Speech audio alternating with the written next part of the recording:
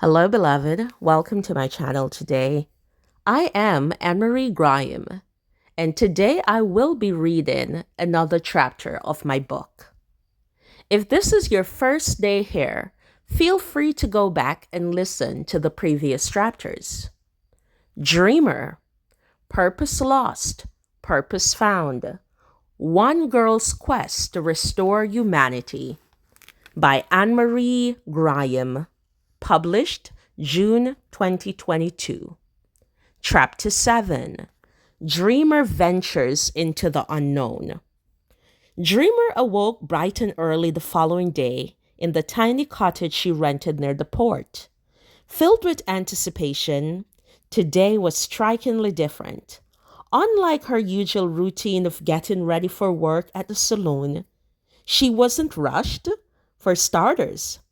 The ship didn't leave until the afternoon, and the extra time allowed for a rare luxury: a warm bath with her goat milk soap, a thorough moisturizing of her supple skin with calendula infused triple butter. The beauty regimen was complemented with a few sprays of uplifting perfume. Then she got busy packing. She filled her worn-out goldish bag to the brim with select articles of clothing, her journal, and the glass jar of sand with the 3 stars imprinted on it. The lapis lazuli bracelet adorned her wrists as she meticulously combed her hair and prepared her body with her frankincense and myrrh anointing oil. Finally, she knelt and whispered a prayer of gratitude to the purpose giver, thanking him for the gold to travel to the new world. At that point, it was time to catch the ship. She did not look back as the cottage door slammed behind her. The boatswain whistle blew to signal passenger loading.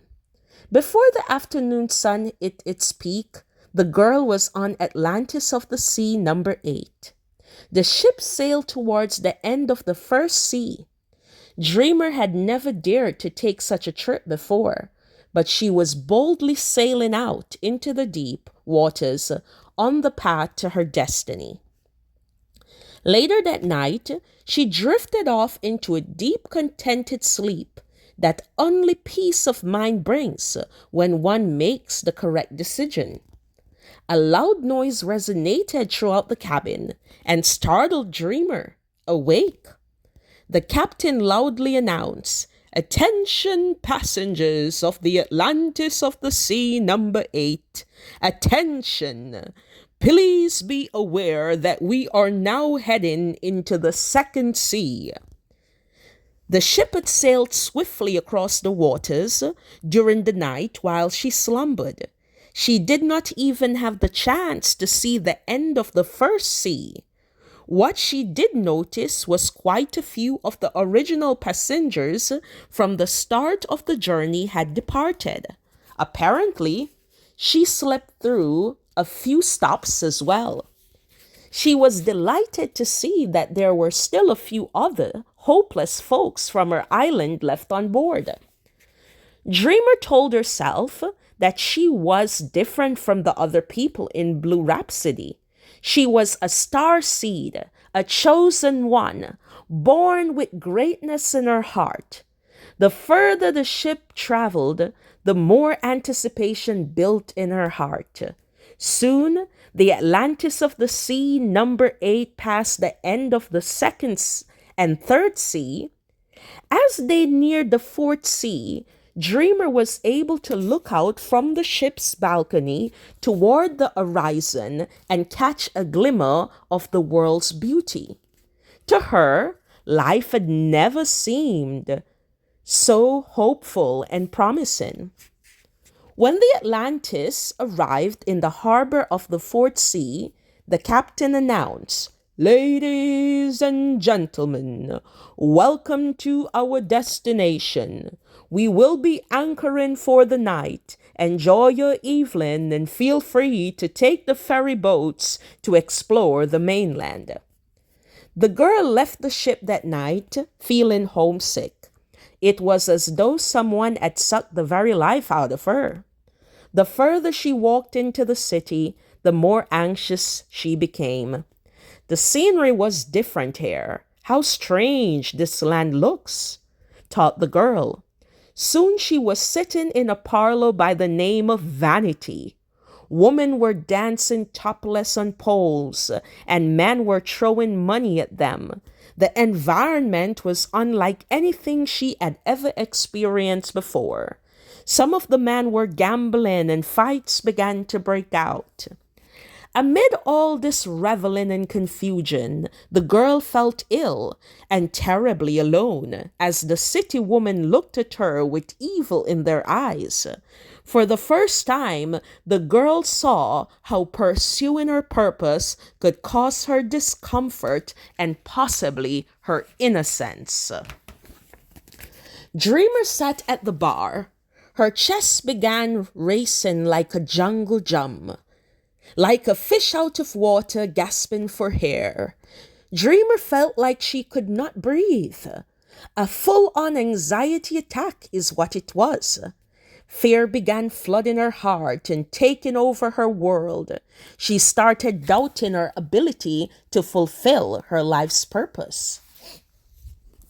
To calm herself down, the girl ordered a tall glass of wine. As she sipped from the glass, more doubts appeared to rear their ugly heads. She thought about boarding another ship to return home.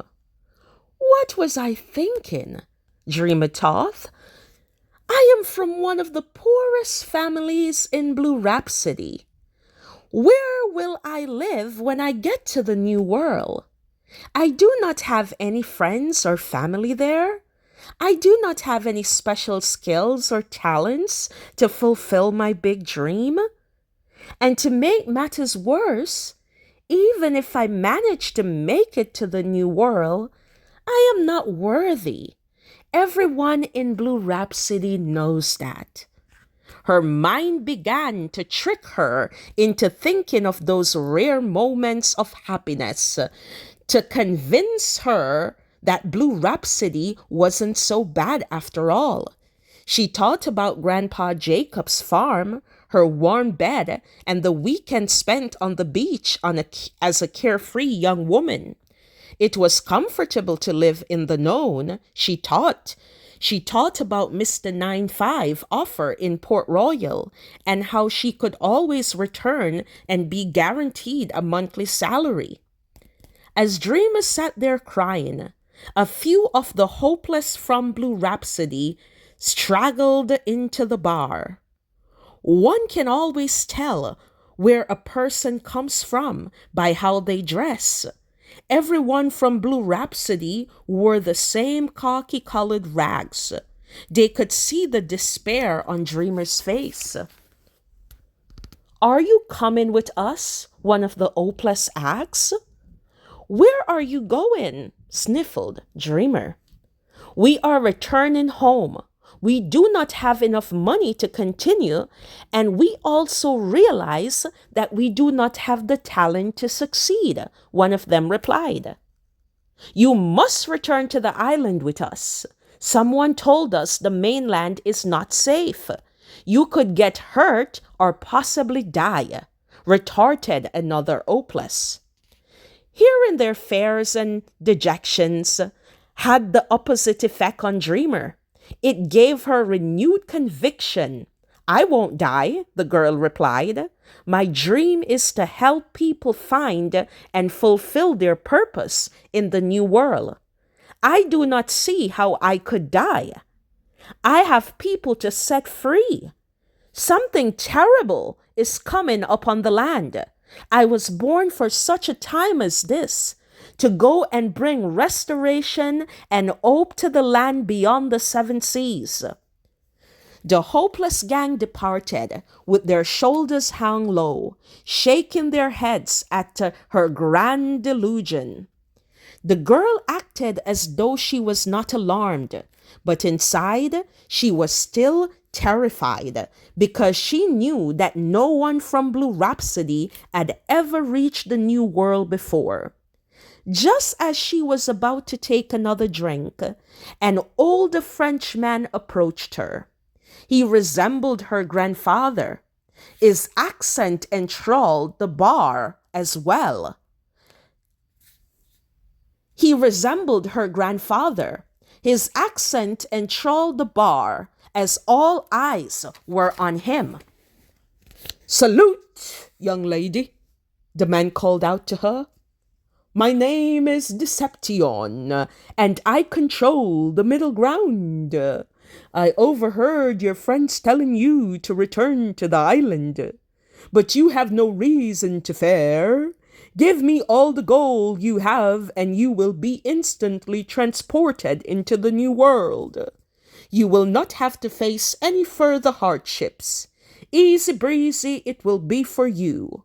Why take the long route? Why follow the path of pain and struggle?" "Sounds good in theory," said the girl. "But if I lose this gold, I won't be allowed to continue my journey towards the new world. Worst of all, I won't have my entry fee to enter the new world." "Ooh, never mind that, little girl." The man pulled the photo album from his bag. He showed the girl pictures from men, women, and children living in the new world. "All these people are in the new world because of me. I made it possible for them. All they did was give a few pieces of gold, and I transported them immediately.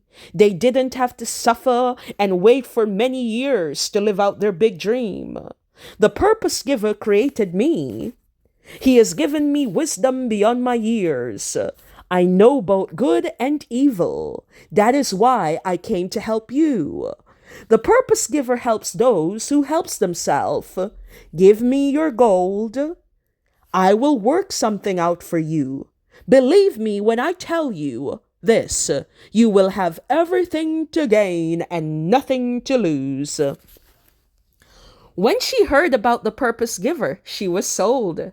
She took out her purse with the remaining pieces of gold and gave it to Deception. She was expecting him to transport her to the new world, but instead, the old man screamed out, "Au revoir," and raced away laughing, just as if he was a young boy full of life and vigor. The girl jumped from her seat and tried to intercept him, but he vanished through the door into the dark. Dejected and deflated, Dreamer sat with her hands covering her face. Strangely enough, a quiet resolve started to bubble up deep inside her. Despite the unfortunate encounter, she was convinced that going forward was her only option. She did not know how she would afford her crossing fee for the 6th or 7th seas, but she was determined. That night, the girl returned to the ship and wrote in her journal before bed, "Dear Diary, I am determined to journey towards my big dream in the new world. It is important to leave one's comfort zone, but one must always be wise. Deception is always around the corner, and overnight success can derail one from their purpose. The easy way is not always the right way. It is important to walk in integrity and do the right thing, even if it means suffering. It will take you longer to get to the top, but when you eventually get there, no slander or evil person will be able to take you down. When you walk in deception, you are given the enemy weapons to destroy you in the future." Thank you, guys. That was the end of chapter 7. Stay tuned for chapter 8. Dreamer encounters challenges in the borderland. I am Anne-Marie Graham. Thank you for listening to my book, Dreamer, Purpose Lost, Purpose Found, One Girl's Quest to Restore Humanity. I love you and thank you. God bless you.